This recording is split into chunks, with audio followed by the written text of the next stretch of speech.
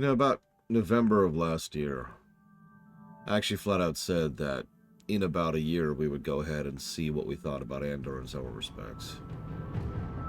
I was a couple of months off. Yeah, about 4 months off. Ratchet and Clank. Dealer's choice. You got it, Tiny Hippo.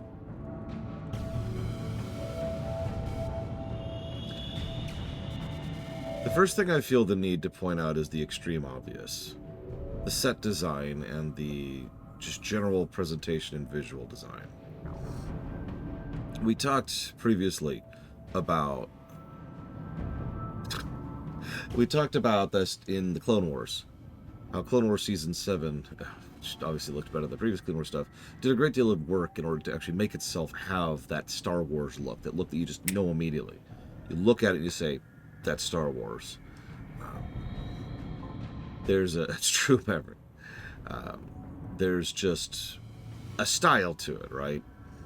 And what's I think I really enjoy here is that we see four actually, very, very, very different terrains, biomes, whatever you might call that. We see the poor city of, I don't know the name.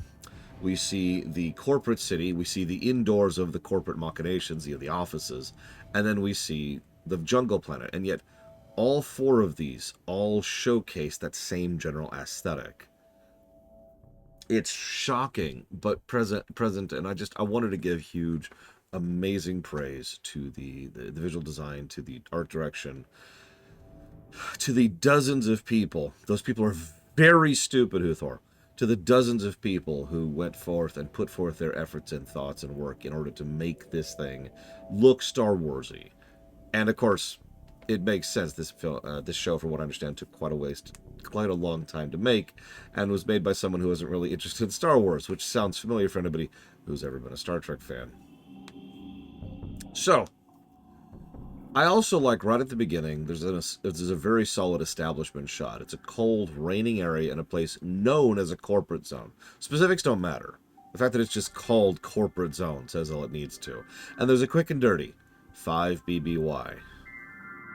That's awesome. It's a really minor touch that doesn't mean anything to anybody who isn't familiar with Star Wars, but for the rest of us, it immediately and firmly establishes exactly when this is happening. For a bit of perspective, and I double-checked myself on this is happening right at the beginning of Rebels, the show. And yeah, this is only 5-ish years prior to Zero, which is the Battle of Yavin, for those of you not familiar with it. Or A New Hope, if you prefer. So then, yeah, that too. That's our dating system. I believe this is the first canonical usage of BBY and by consequence, ABY. But it's always been such a really appropriate dating system for various reasons. And it's such a great way to hinge the timeline. And frankly, always has been. There's a reason we've used BBY and ABY for literal decades at this point. Yeah, Luke and Leia are now 15 right now. Because it's a great anchor point. Using A New Hope as the anchor point really does work in both directions. Because it's such a gigantic sea change event in universe and out. Right? It's a great way to look at that and say, boom, okay, here's what's going on here. Here's what's going on here. And most of the events in both directions, at least for a few decades in both directions, also hinge on the Battle of Yavin. Getting off topic. So Cassian's walking through the city, and we see bubble people on display. And we immediately, as we're seeing this, my first knee-jerk thought is that bubble for, the people to objectify them and all those fun kind of horrible things? Or is it there to protect them as they are there as visual entertainment? We find out later that this is a leisure district. And for those of you not aware, there's this really weird, interesting thing, maybe horrible thing in real life, where certain types of dancers will specifically be in a cage for their protection. That's to keep the people away from the dancers. Now, yeah, okay, sure, it is a way to, oh my god, we've got this caged animal. But no, that's there to protect the dancer. And that was my knee-jerk thought, my very, very first thought. And once again, we see how this kind of indicates the kind of place that you're at, the kind of location that you're at, and the kind of thing that we're dealing with. Even the whole time, you notice the whole episode spends maybe 20 to 25 minutes before it actually indicates that, oh yeah, by the way, this is a brothel. And that happens from a security chief like the next day in lore. Nobody in universe actually says any of those words. And I wanted to comment on that as well. One of the things that I really enjoy, and I've spoken about this many, many times, is show then tell. What I mean by that, and it's a style that I actually only became aware of thanks to My Little Pony, actually. I love dropping My Little Pony as an example of good television because I always like to think there's at least one person in the audience, probably on the YouTube VODs, who's just like, wait, what? But MLP introduced me to how good show then tell can be. Because you show it, you let the audience process it, you let it sit there, you let it work, and then usually after some time has passed, you go ahead and then say it, significantly later, like, and then here's where we actually tell what was going on for the people who weren't picking up on that, or for the people who weren't paying that much attention, or for the people who just, aren't really that invested in, this is going to sound mean, but I don't mean it this way. We're not as invested in engaging their brains.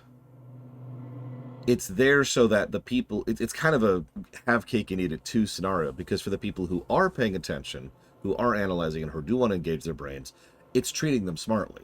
It's treating us like we actually have a brain and we are paying attention and rewards us for that. But on the off chance that we're just there, and I always like to use the same analogy. If we're there at the end of a long, hard day at work and we just want to sit down and watch some enjoyable television, it doesn't talk down to us.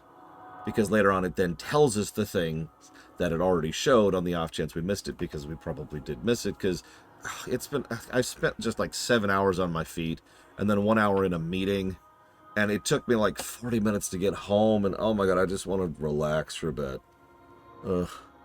And it's a nice way to kind of engage in multiple groups without talking down either. And that's why, because this was brought up, I think it was during Clone Wars, just a couple days ago, or yesterday, just a couple days ago. It was brought up that there was an example of something that was show then tell. Why doesn't that work? And the answer is, and always will be, execution. Because the important thing that makes show then tell work is that you can't talk down to either group. You can't make it too obvious for the showers, and you can't make it too obvious for the tellers. Make sense? So, if, I actually don't have an example of this off the top of my head, but if, for example, they showed something in the background, but then they were like, so for you idiots in the audience who missed this out, let me lay this out with some boring, dry exposition to you. As you know, once upon a time, there was the great Tilakian Empire, blah, blah, blah, blah. That's just insulting then, right? That's not good. But this show does some really, really good dry exposition. And I know that sounds like a strange statement, but I mean it with total sincerity. And because it's doing such a good job of it, it never feels like it's talking down to you. So, they walk up, and we see the guard. Just the bouncer. Excuse me, the bouncer. 3 of you will get that. At the front of the brothel. We don't know it's a brothel yet. Like I said, show then tell. So we don't know it's a brothel. And we don't know that it's in anything. Yeah. And the way he says it, no weapons, no comms, no credit, no nonsense. 2 things about that very quickly and efficiently. First of all, no credit, not no credits. I only feel the need to point this out because this is Star Wars, where the dominant currency is called credits. But it makes perfect sense that you want no credit, no lines of credit, no tabs. You pay right then and there on the spot, right?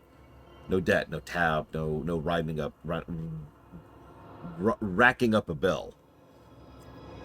Oh yeah, also second floor's closed tonight. And yeah, it's just so wonderfully mundane and so wonderfully everyday.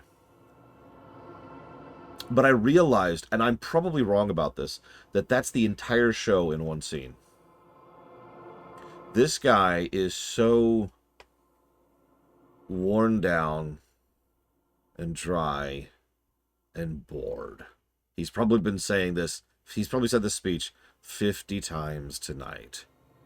And yet, the actor does a perfect job of this, because at no point in time does he sound like he is anything other than serious. He is a bouncer, after all, and if someone tries to pull something, he's probably ready to actually act like a bouncer is supposed to. I actually have worked security before. And thus, we see... Yeah, I was going to say, and there's Andor. I'm willing to predict it right now. There's the whole show in a nutshell. Oppression. The next scene in the brothel is also the whole show in a nutshell. I'm feeling I'm going to be saying that a lot. So Cassian gets inside. He's cool, of course. He doesn't even have a weapon on him, so it makes sense. And we see a bunch of rent-a-cops, excuse me, sentry guards who are playing at being cops. I love how there's no winning with these guys. Did you catch that? There's no success here with this social interaction. Cassian does not care about them, has absolutely no interest in them, and could not give a flying damn about these people. But they are intent on pushing him and insisting that he is doing things to them that he is not. It is so obvious. Yeah, they're completely irrelevant to him. He's here to look for his sister, something we find out more about throughout the course of the episode. He's just trying to follow through on a lead. So he's just, and he just glances over them and said, "What's funny?" What? What's funny? Looking over there like you're laughing. He says, "Don't trust me. There's nothing funny over there." Oh, so what do you mean by that? Even when he goes along with what they're saying, granted in a mocking tone, it's not good enough for them. Like I said, there's no winning here. There's no success. These are just bullies. And yeah, it's worth noting, these are the lowest of the low. Remember I talked about how much I like low-tier stuff recently? This is as much as a level 1 encounter as it probably gets in Star Wars. I'm going to say that word one more time. These are two rent-a-cops. These are nobodies. They don't have training. They don't have gear. They have one holdout handheld blaster, which probably doesn't even have enough juice in it to actually kill someone unless you get a good shot in one shot. Yeah, mall cops. There's an entire movie series in real life making fun of how pathetic and terrible mall cops are.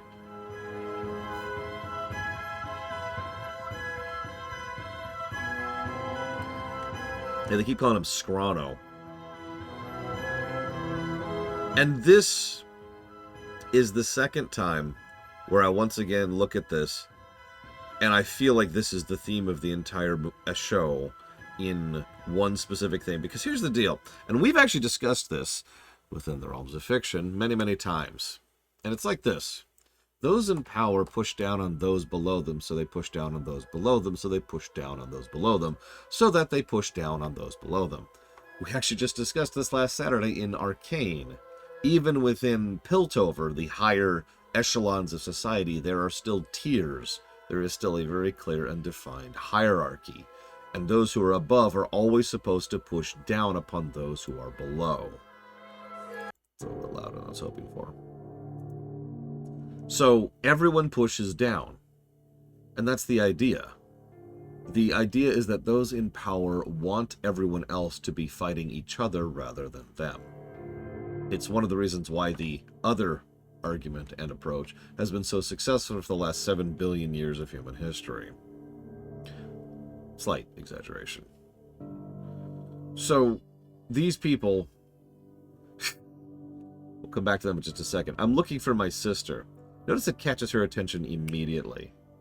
And she pretty much just realizes, okay, you're not here for business. I'm going to leave now. This is more serious than my pay grade. And there's this wonderful bit where as he's like, did you at least get a name? And she looks at him weird. Nobody gives a real name here. As if it's a strange question for him to ask, which, if we're being honest, it is. Then, continuing the theme, as he leaves, as he goes outside, the guys follow him. I love the direction here. The camera stays entirely focused on Cassian, and the voices of the guys are actually muffled in the background to the point where you're not even 100% sure they're talking to Cassian at first. The camera stays laser focused on him as they slowly come into the camera's view and their audio slowly gets a little bit more visible.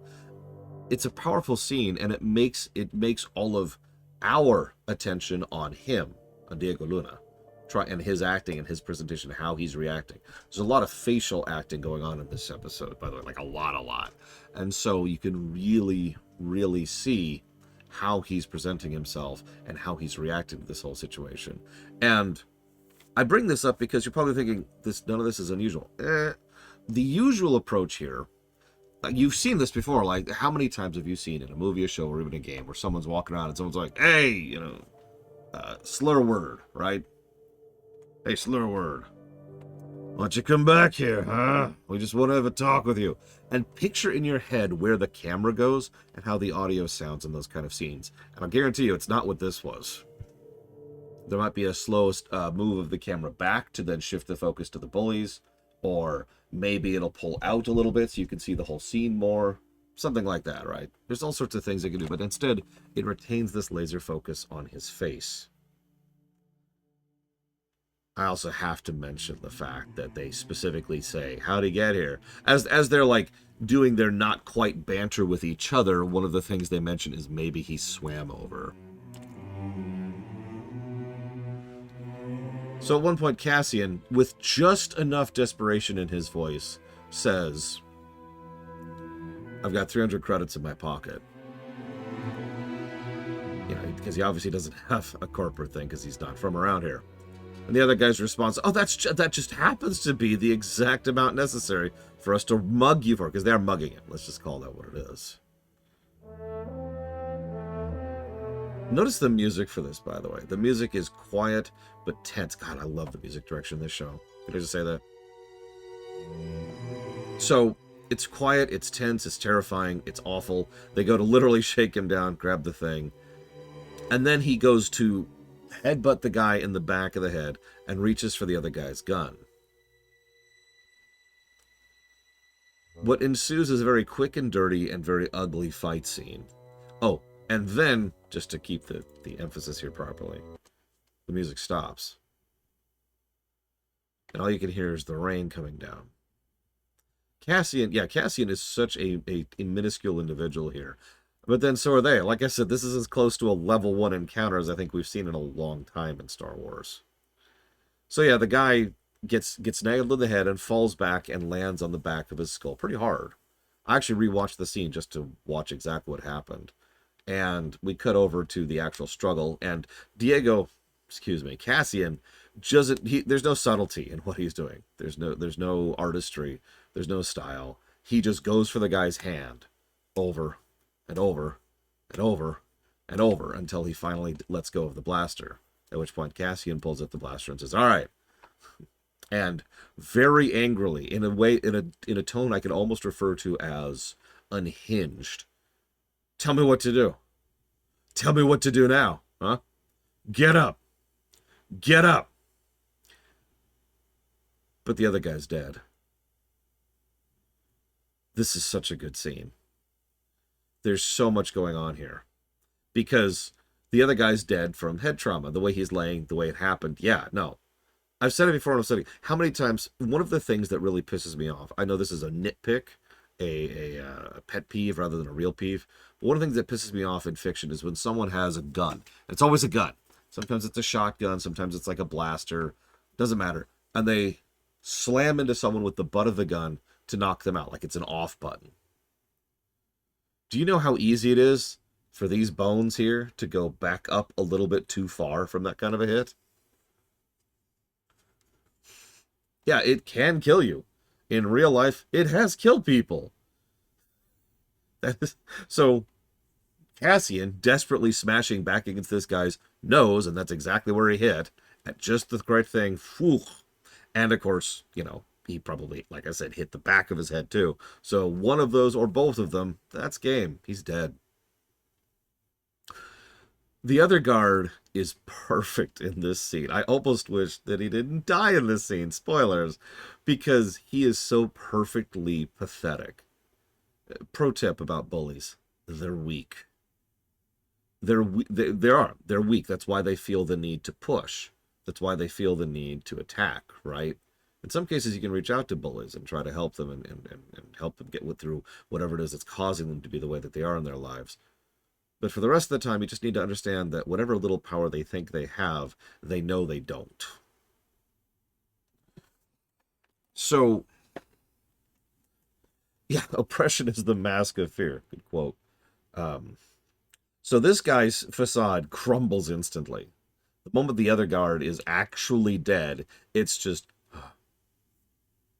And he turns back to Cassian. And I was really curious how this scene was going to go. Because I didn't know. There were so many directions they could take this. But then the guard starts pleading for his life. Begging. Actually begging. It's an accident. It's an accident. Right? We can go back. We got into a tussle. We got too physical with you. Right? You threw him. He hit his head too hard. That's all it was. It's just... And he's so obviously, so desperately pleading for his life. And I'm with Huthor on this. You can come up with your own perspective on this as much as you'd like. But he probably wanted to go back to a place where he had other people with other guns to be able to then back him up. Instead of, any kind of actual good faith argument. So, yeah, Cassian just shoots him in the face. And the music starts up again.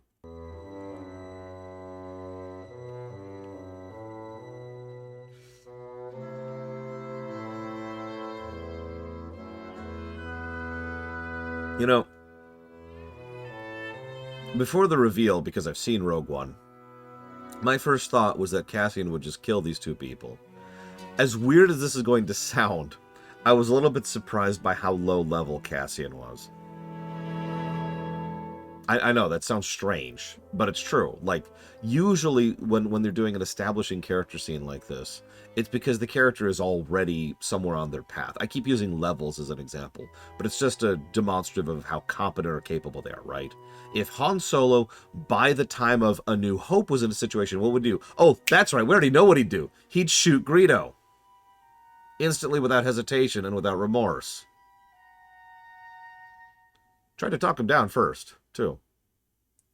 So, you get the point, right? Han, to continue the analogy, was higher level in A New Hope. So Han would have just been like, all right, sure thing. And then just bam, bam, bam, shoot, and that's the end of it. But Cassian is just a nobody. He is such an absolute nobody here. In fact, based on things we found out later, he probably works at that work camp that, I can't remember his name, also works at back on his home planet. So, yeah. These two little asshole rent-a-cops, whose I don't even remember their names, and I never will, just decided to push him, and you can already tell how this is our first dinky little story point, which is going to start a landslide, which is going to result in the destruction of the Death Star and the culmination of the end of the Galactic Empire. And that's not an exaggeration.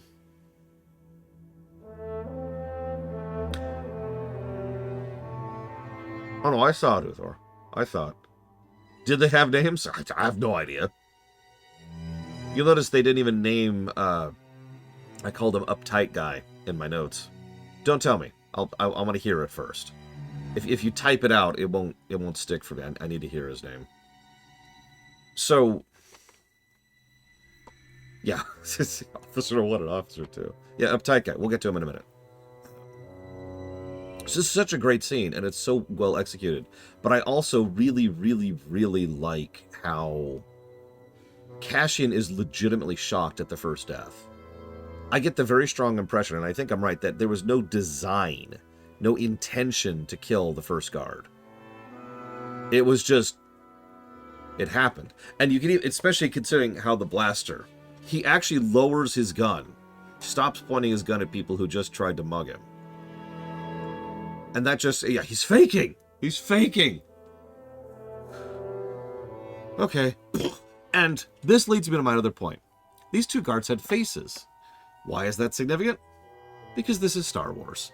And Star Wars has this thing. It's consistently had this thing for a very long time.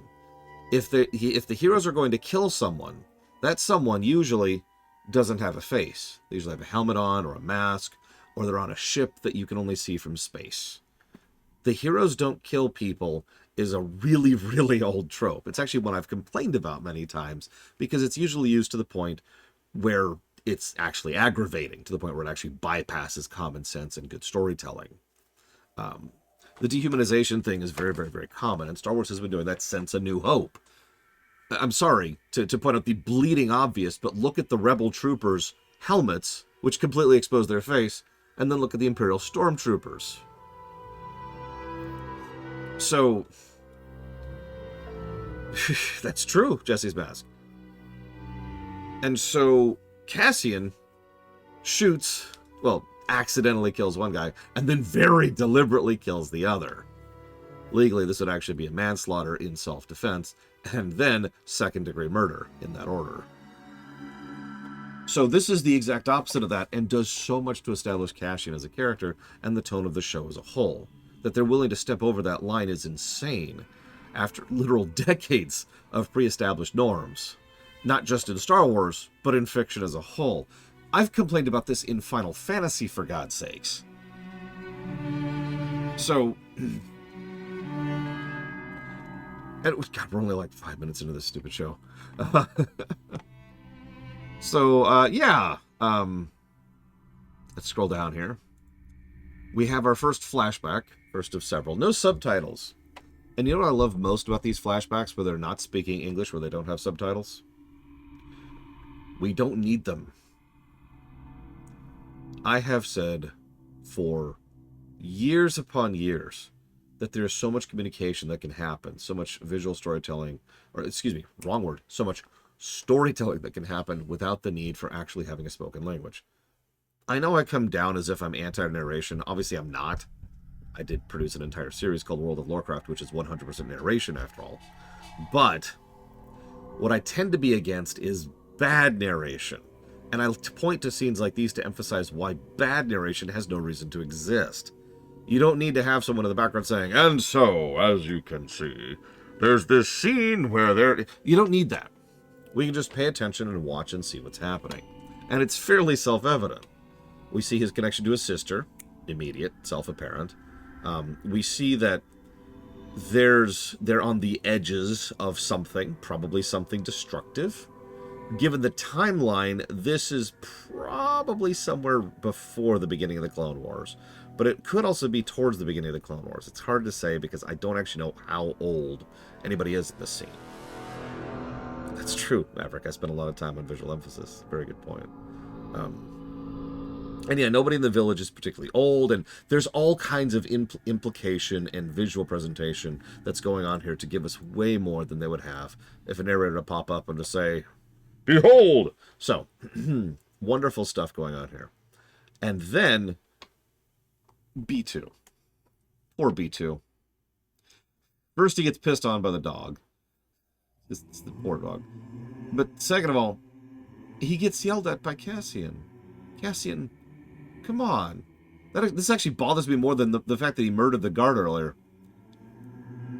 I think it says something about me. Anyways, there's also this little bit here where he mentions that, the droid mentions that he needs extra energy to lie. I wonder if that's actually true, or if that's more of a banter thing. Because if that's actually true, there's a lot of implication in such a sentence. A lot of concept of how exactly droid sentience can operate. An idea that's posited in other fictions is that sentience in AIs is specifically a power thing. That it requires a tremendous amount of energy in order to maintain sentience, because sentience is something that's effectively billions, if not trillions, of ideas all being jumbled all at the same time. Questionable Content, which is a webcomic, does this idea, and so did the recent Doom games, actually, if you're paying attention. So there's kind of a gap there.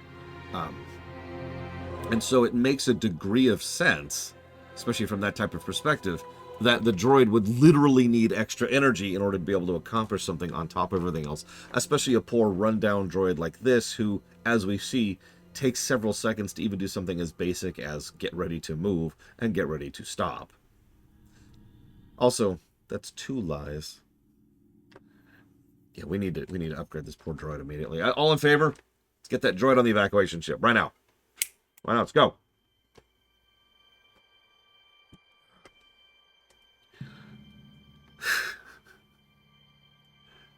I am barely exaggerating. So, because you know that poor droid is dead. All right. So then we see more visual storytelling. It's so difficult for me to analyze something like this without literally having it behind me. The sheer level of attention to detail is shocking. One of the things I liked immediately is as the people were coming out to go to their work shift, when Cassian was waiting for him to establish his alibi, there's a bunch of gloves up on the wall. Different types of gloves, different styles. Well, styles is the wrong word. Different styling, but they're all the same style. Those are all workers' gloves. In fact, those are thick-ass, probably miner's gloves or heavy equipment gloves. And they don't actually have any kind of protection other than they're just hanging on a hook, which makes such a disturbing amount of sense, but also says a lot about the culture of the people there, about how little they're afraid of them being stolen, but also how little resources they have to have something like a proper locker with an actual lock on it. Yeah, absolutely no security whatsoever, either because it's not something they can afford or because it's not something they need, or both. Just, let's do it. That's kind of insane. And it's just such a simple thing in the background, and that's the level of attention to detail they're willing to go into on this show. And this is just one of the, 17 things that's popped out of me at this point. Yeah, to continue to crap on Starfield, this is how you do some world building in the background. Starfield. And yeah, considering the sheer number of people that Cassian reaches out to who know him personally, most of whom also know each other, yeah.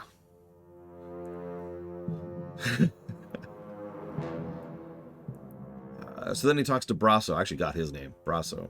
Brasso? You know me. I can't do A's. Who immediately not only goes along with the alibi, adds to it. Adds to it. And then as he's being led away, he actually shouts back at him in a manner that is as if they were catching up, as if the story he just told was true. That's a really, really minor thing that a lot of people don't know how to do, especially in fiction. There's this really weird thing where it's like, I'm explaining this badly, but you probably know what I'm talking about. Imagine if Huthor and Ect got together in private and said, we need to overthrow the Lore Runner. Okay, but we need to have an alibi for when we overthrow him. Okay, so you'll say that you really, really like ginger chews, and that's why you came over last night to get the ginger chews. And I'll say, yeah, of course, I will go ahead and I will go along with that. And then when they leave, now that they're no longer speaking in quiet, now that they're actually speaking out loud and other people can hear them, they won't say something along the lines of the story made up. They'll say something real, which then hurts the story. And in good fiction, this usually comes to bite them in the ass. But instead, whoop, hang on. Got there before I could get there. Jesus. I hadn't even got a chance to get to it yet.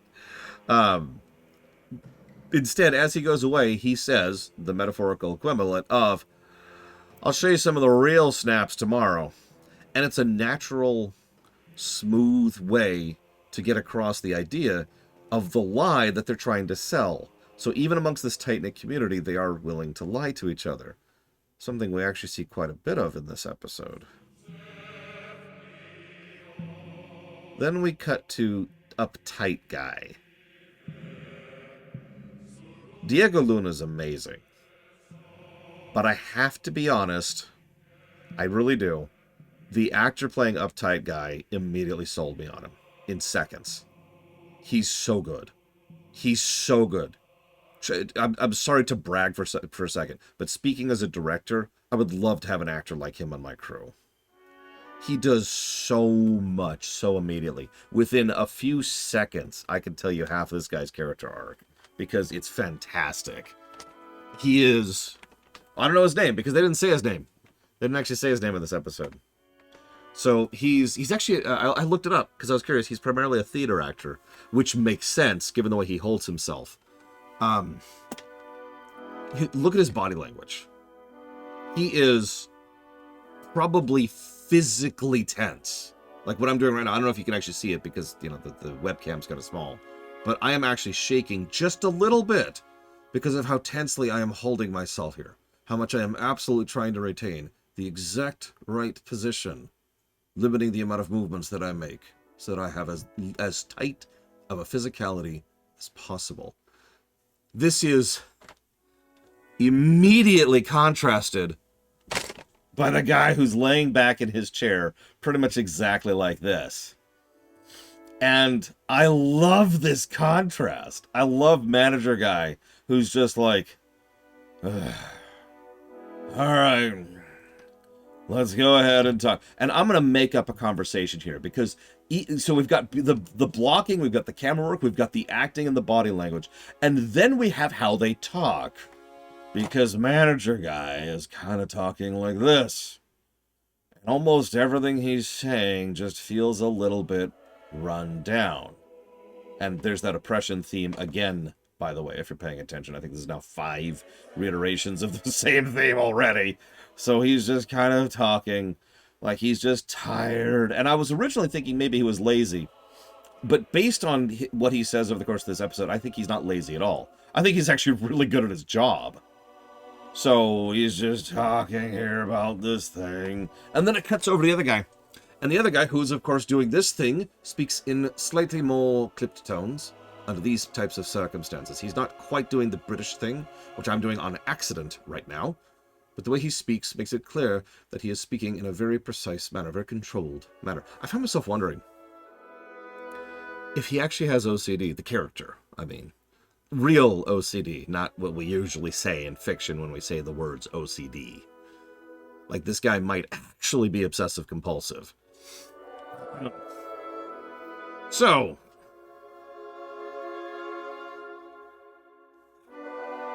oh my god, yeah, no, I cannot gush enough about the dialogue in this scene. This might actually be my favorite scene of the whole episode, no joke. Have you modified your uniform? A bit?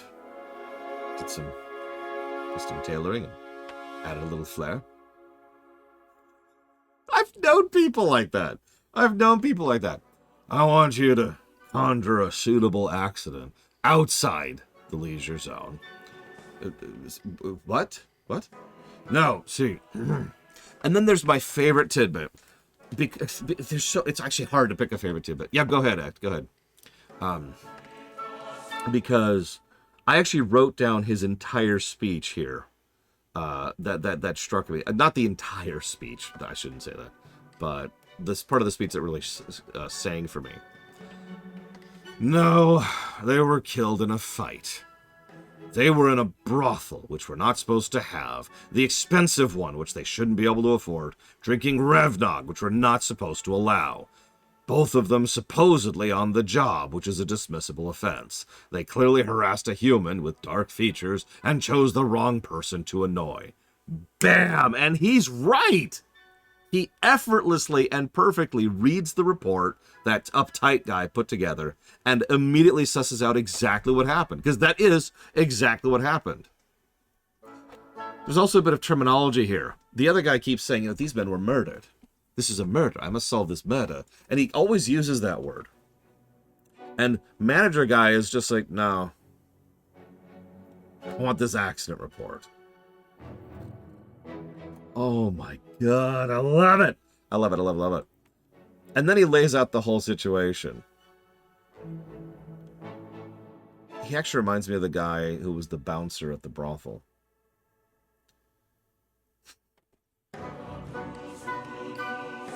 Minimizing the time the Empire spends thinking about us benefits our superiors, and thus all of us, which at the moment includes you.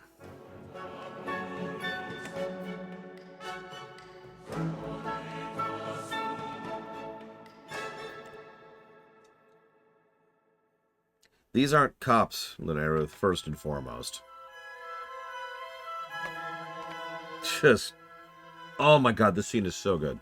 This scene is so good. And he's right. He's absolutely right.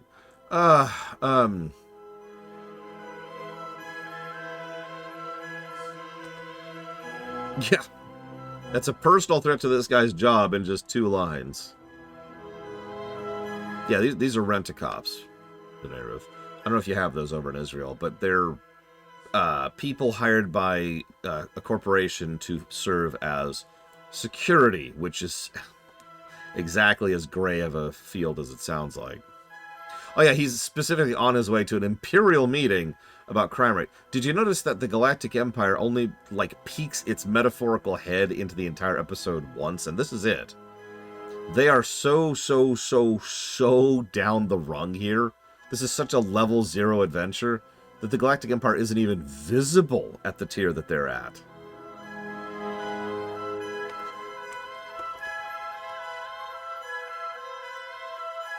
So if I could read X thing out loud. As somebody who worked as a security guard for a good while, this scene made me cringe because Bob, I don't know how to pronounce it. I'll hear his name at some point. Uptight guy is so damn accurate. Is so damn accurately captures the essence of that one guy every security department has who thinks he's frickin' RoboCop and is overzealous in his duties to the point of being utterly insufferable, right down to the detail of him altering his uniform against protocol. I've worked with dudes who spent their own damn money on buying police-issue frame caps, collar pips, and those big heavy-duty belts with holsters for walkie-talkies, because we were unarmed, to make themselves look more like real cops. It was just embarrassing. The vast majority of dudes were like his superior who had just wanted to keep the peace and keep the paycheck. We always had at least one tryhard who would needlessly create confrontation and paperwork by being a tryhard. Yeah.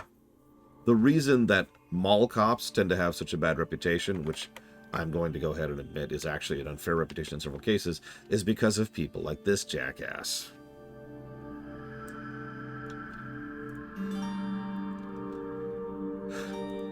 I also love his parting line. I want that accident report, and don't put your feet up on my desk in my absence. And I was actually to say, those of you who are more from the 90s, do you remember Office Space, the movie? A fascinating movie from a today perspective, I feel like pointing out. But the thing I'm really pointing out is, of course, was it the glamour? The frickin' crap on the uniforms of her at her job, right? Because the other guy who has 55 points of glam on his thing, Flair, that was it, Flair. Yeah.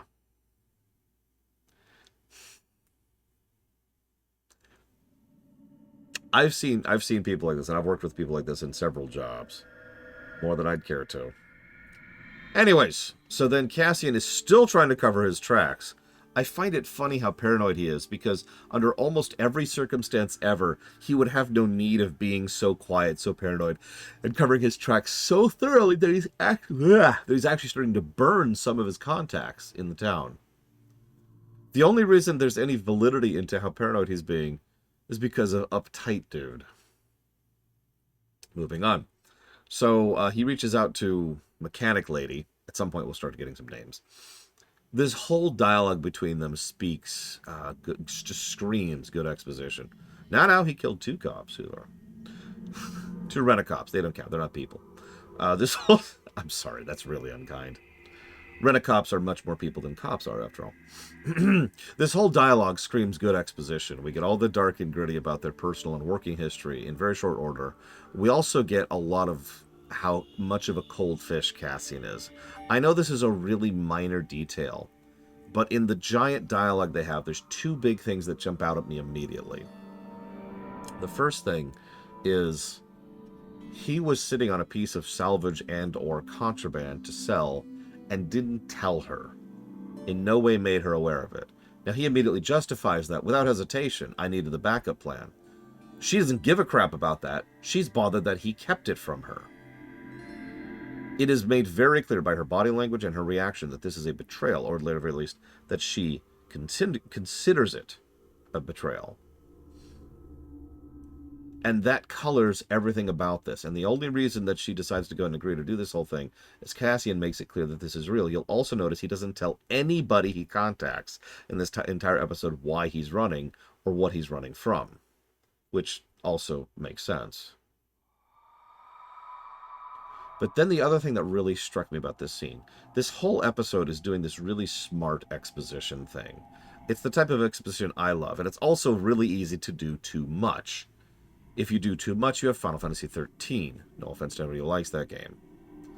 Because what they do is they drop proper nouns in context in a way that we can then understand what that means. Ironically, Star Wars A New Hope itself actually does this exact same trick pretty well. So he says, I have an NS9 Star Path unit with vector crystals and Imperial seal still intact. And we don't need to know what that means. We don't need the specifics of how that's significant. The way they react to it, the way she reacts to it, the way he keeps quiet, he actually lowers his voice a little bit, even more than he's already been whispering when he's mentioning that specific thing. All of that gets across very smoothly and very efficiently what this thing is. It's valuable.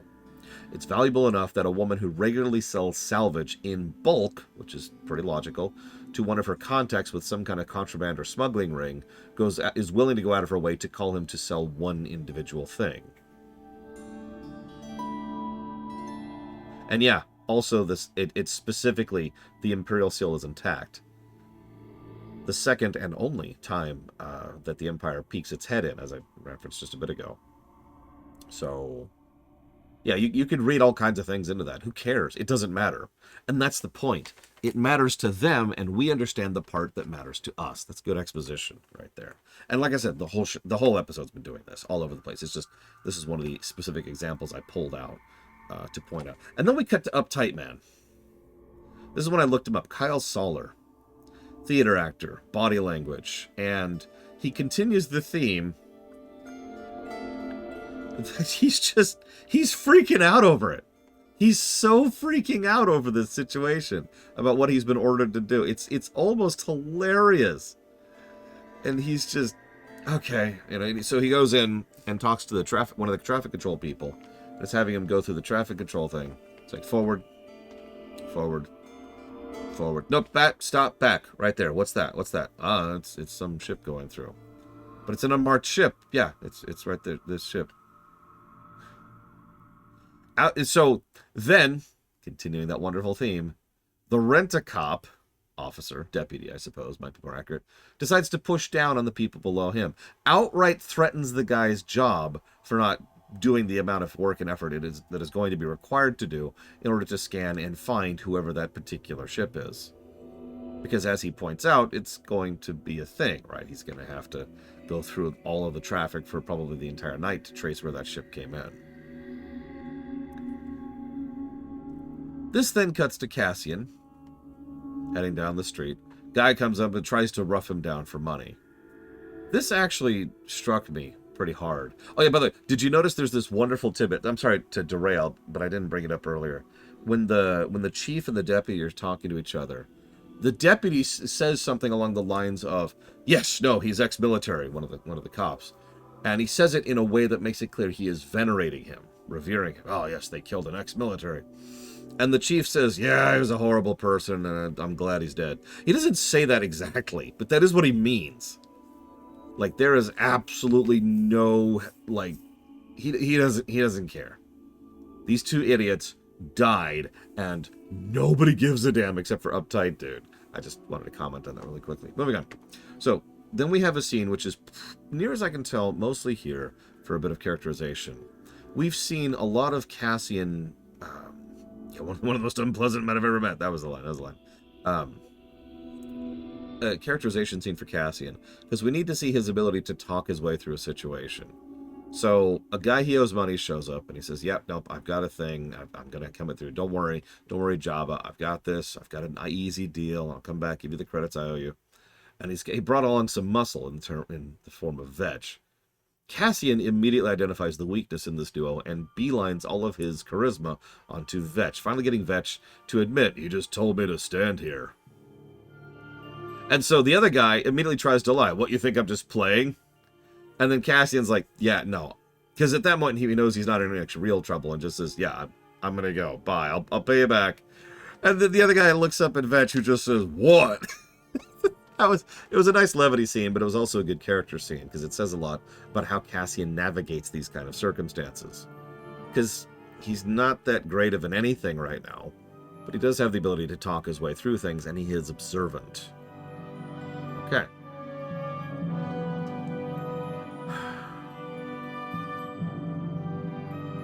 So then there's this part here where I haven't caught her name yet, decides to go out and send out the signal. And The actual notes I wrote in my notes here, and I'm going to share this because I think some people are going to be amused by this or are going to be quiet about this. The actual notes I wrote down are, oh, Jesus, the dude's going to get himself killed because of his jealousy. Her boyfriend, her new boyfriend. In fact, this jealous boyfriend guy, is so fixated on stalking his girlfriend, because let's call that what it is, by the way, that he actually doesn't notice when some aliens blunder into him with some stuff that he easily and effortlessly could have avoided if he'd been paying any kind of freaking attention. So he loses her. Okay, so not dead yet.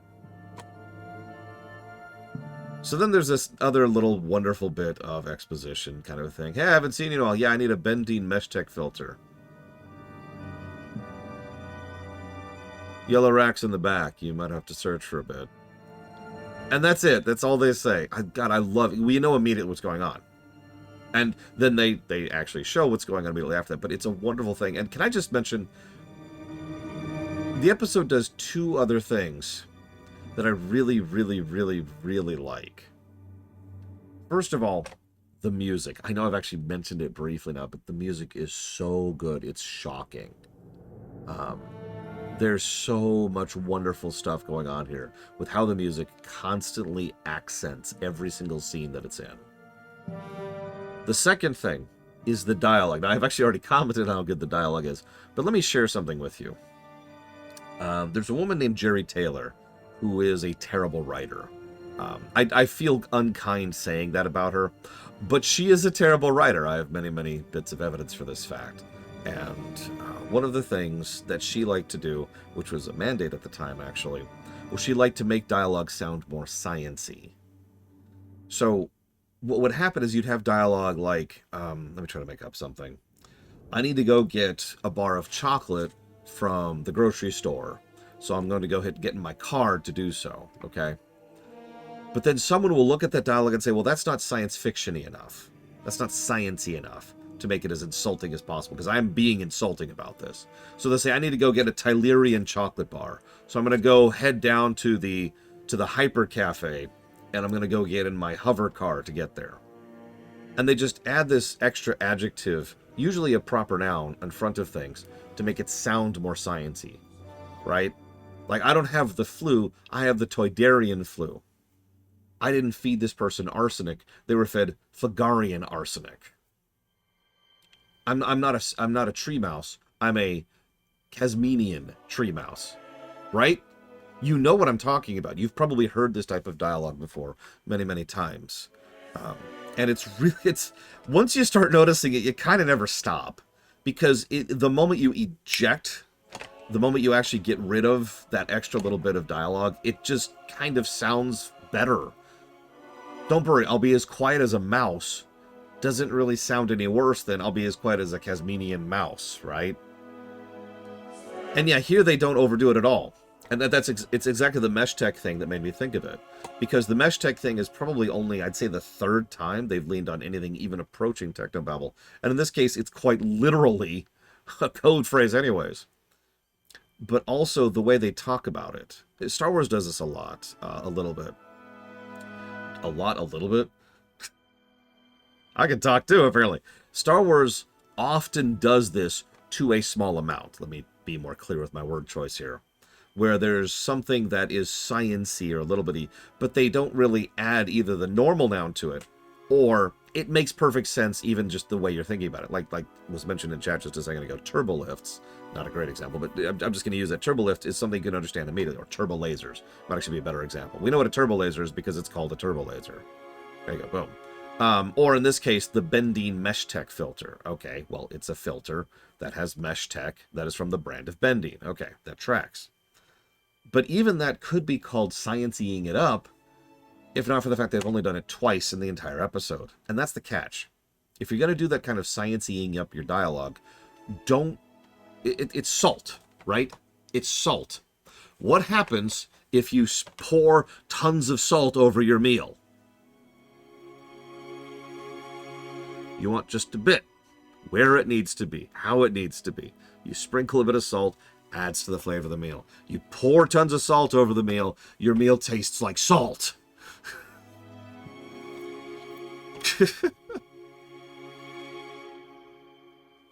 You love Spam. Well, when you die at the age of 25, I'm joking. But for real, like, here, you can have all your salt. Because that's insane. If you just pour tons of salt over a meal, you have ruined it.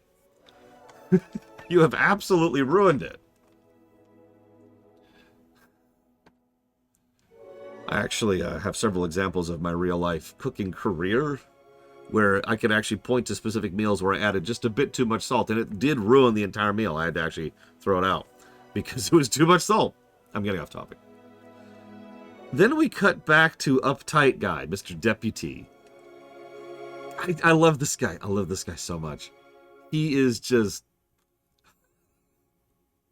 walks in. Oh, this is such a good scene. Because he walks in and there's the other employees. And the other employees, they're just going about their daily business, right? They feel like 9-to-5ers. It's wonderful how much they get across that vibe. Also, this is where the blue noodles show up. So, just, hey, do you think you can approve, time and a half? Oh my God, here it comes again. And you just get, the way they talk about him before he approaches, makes it clear this guy already has a rep. Of course he does. Look at how freaking uptight he is. But then, and I wish I'd written down the entire back and forth, because he says, I want to look into this. And they say, okay, well, we did. And he says, okay, well, what's the information? And they give him the information. Well, that's not enough. Well, that's all we have. Well, how do we get that? Well, they do things a little bit differently. Well, we're doing things differently. Well, no, there's no information. How old is it? 6 years. And it just escalates and escalates and escalates until this part where he actually shouts, loses his temper. This is the murder of 2 Primor employees. Camera also zooms out. Wonderful cinematography. The camera for this entire scene has been close up, right up here, where the people at the station are, or right up on him. Also, notice the angles I just emphasized. The camera is almost always below the faces of them or further up with a slightly inward angle on him. So we've got, it's the contrasting angle thing. I forget what it's called. Moving on. And then when he actually loses his temper, the camera goes like way over there. And you suddenly see him from like 30 feet away. And everybody in the entire room pauses and stalls for a moment to go just kind of be like, just for a second, everyone reacts to this. He does such a wonderful job. He's also the only one standing in the middle of the room, completely isolated. I love the cinematography. This is at arcane levels here. My God, that's an impressive thing. Why is it the really, really, really good shows are the horribly dark ones I have trouble dealing with? Damn it! Can't we have a really good show about like ponies who like so.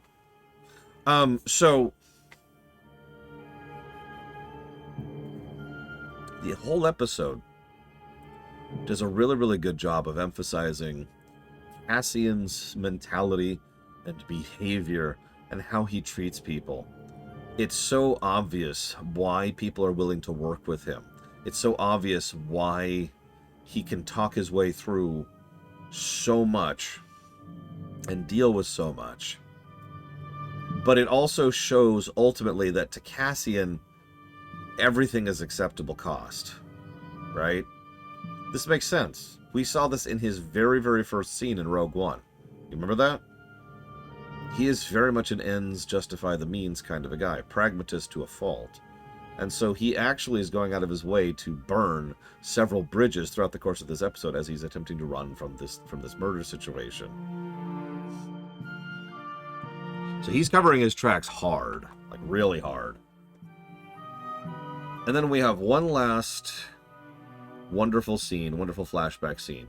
I didn't comment on the second flashback scene because I wanted to comment on it here.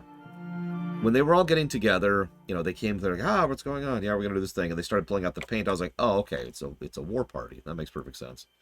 I caught myself and realized I was being presumptive. So I erased that whole note and just decided to, bake that into discussing about how there's a lot more non-dialogue storytelling going on. Cassian, Kassa, obviously wants to get involved in whatever they're doing. The one dude says no. The elder woman says yes. And by elder woman, of course, she's probably 17. Okay, cool. But then They all are getting together and they have what are clearly various types of weapons. And it's possible they're going out hunting or something like that, but no, this is a war party. I was right. Immediately and initially. And that's not bragging. What I'm actually doing is I am paying attention to what the show is doing. Everything about their posture and demeanor and the circle they were having and how they were, the very tone that they were talking to each other with indicates this is a war party. So, yeah, I sussed that out immediately because that's exactly what the episode was putting on the plate. And then the episode ends. Just out of absolutely nowhere.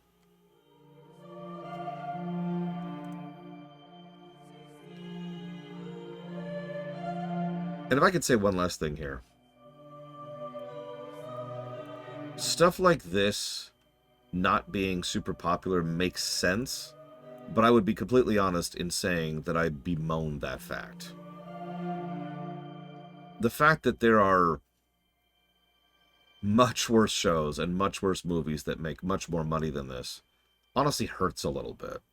Because there's this vague impression, which is of course extremely wrong, that the amount of money something makes is a form of meritocracy, which obviously, again, it is not. Plenty of very terrible, awful things make tons of money for their own particular reasons. But you two can argue that out then, Plutonium, because everything I've heard is that compared to a lot of the other shows, like Obi-Wan, this show just did not move the kind of numbers everything else did. I guess I could do my own research on that. But either way, the point here being that this is such a high-quality show, and I have seen many, many, many examples over the years of games and books and movies and shows that are really damned good that don't make a whole lot of money because the popular things make money, like Avatar or Jurassic Park. And yes, I say both of those with derision.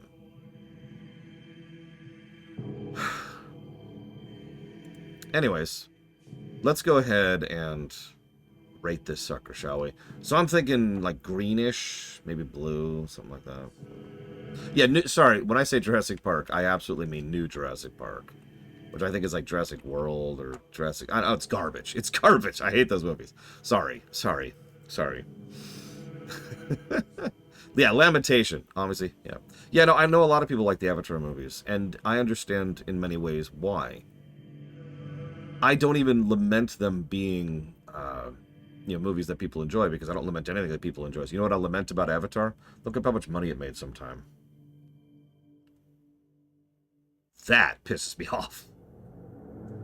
Avatar's financials piss me off. You want to enjoy a movie, but Jesus Christ, that is criminal.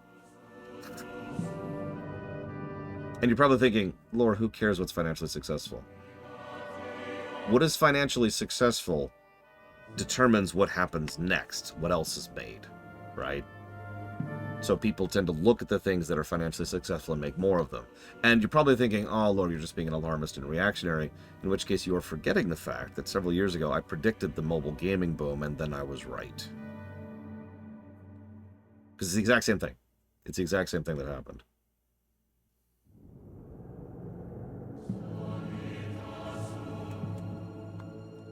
Something made a lot of money. I can even point to it. It's actually Farmville is what really got it started. Oh yeah, sorry. For those of you confused, we're talking about the Avatar film. I'm not talking about the Avatar show. Something made a lot of money, and then woo!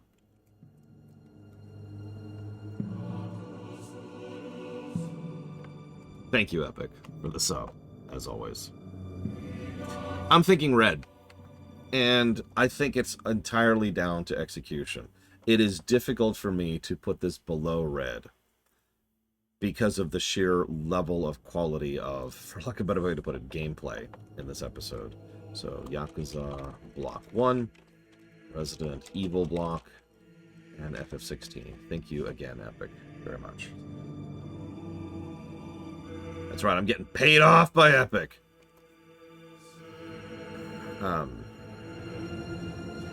Which Avatar movie? You made my point for me, but Wolfenstein.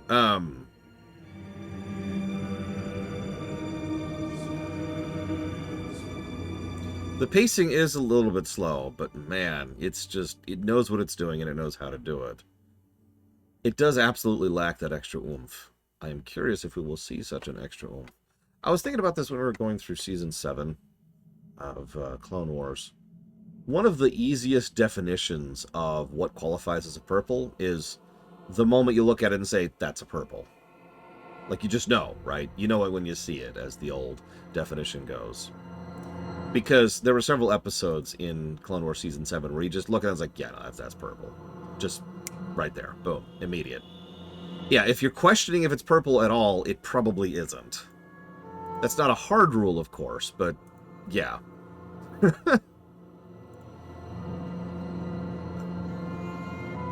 No, it did not, Ect. Nothing did. I give this 7th... Yeah, no, in MLP, if it was a purple episode, it was absolutely apparent immediately. And you're probably thinking, why do you keep talking about My Little Pony? That's where we came up with the color system. It's actually when we first started implementing that. So that was where we sort of cut its teeth. Kong for a day will absolutely be purple.